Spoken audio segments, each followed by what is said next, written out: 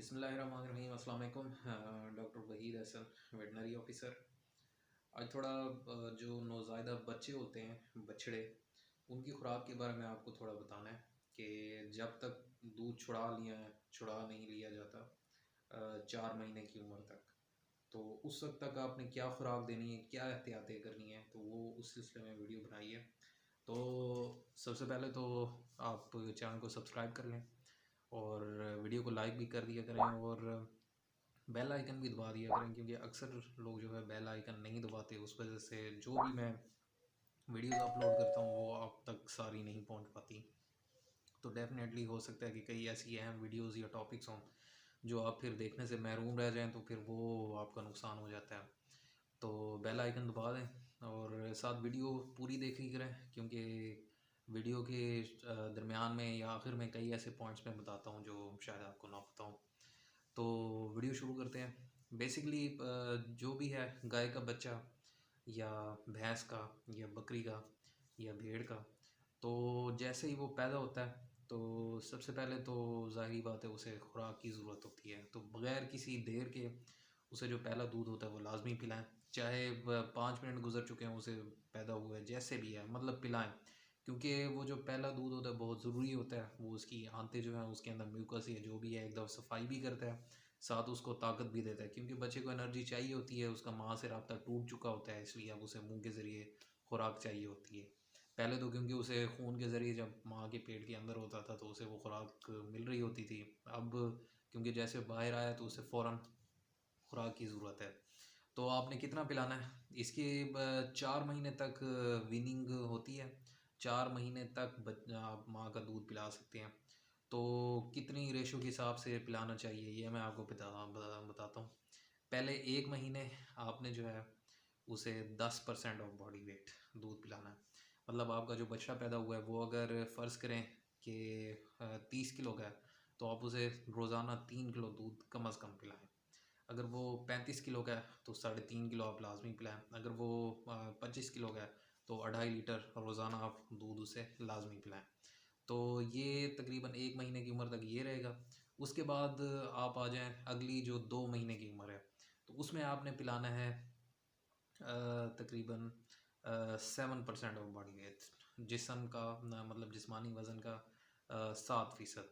अगर उसका वज़न है फ़र्ज़ करें 50 किलो, इस दौरान मतलब महीने की उम्र से लेकर तकरीबन 3 महीने की उम्र तक, तो इस दौरान उसके अगर उसका वज़न 50 किलो है तो आपने उसे कम अज़ कम जो है 3.5 किलो दूध पिलाना ही पिलाना है। इससे थोड़ा ज़्यादा पिला लें लेकिन कम ना पिलाएं।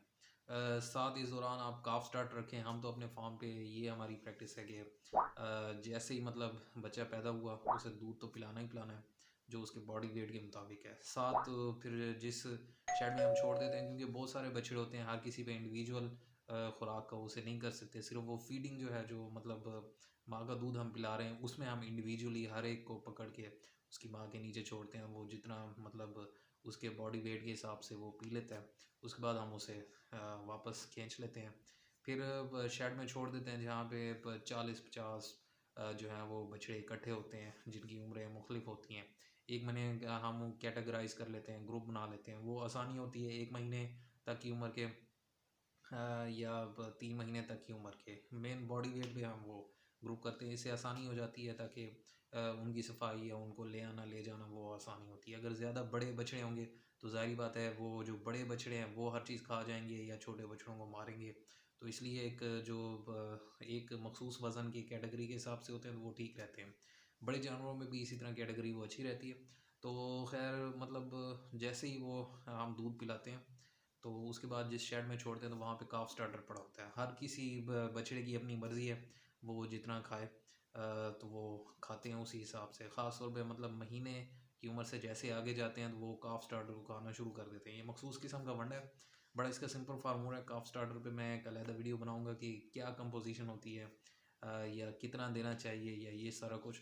तो वो आपने देना है काफ स्टार्टर, वो बहुत ज़रूरी चीज़ है ताकि वहाँ से हमारे दूध की भी बचत हो, प्लस जो है जानवर जो बचा है वो भी सेहतमंद रहे।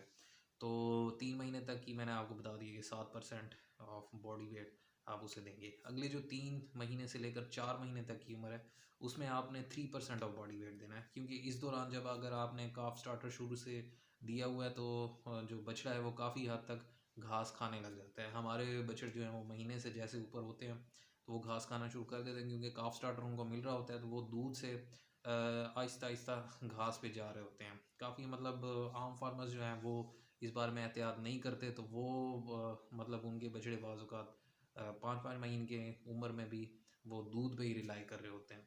तो इस तरह अगर आप चाहते हैं कि कॉस्ट इफ़ेक्टिव हो, आपका दूध का ख़र्चा कम से कम हो और बछड़े का भी नुकसान ना हो, तो काफ स्टार्टर प्लस ये जो फार्मूले मैंने आपको बताए हैं इस पे अमल करें तो डेफ़िनेटली आपके जानवर का फ़ायदा होगा और आपका भी फ़ायदा होगा।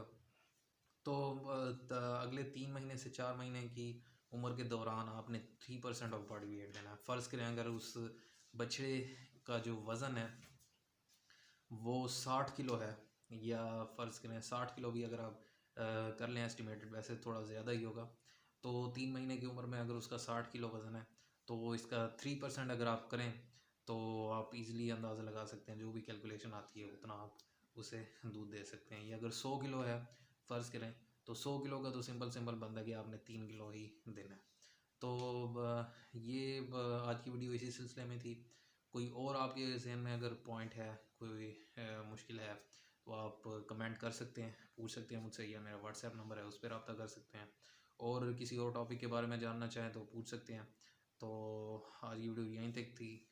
दुआ में याद रखिएगा। अल्लाह आपका निगहबान हो। अल्लाह हाफ़िज़।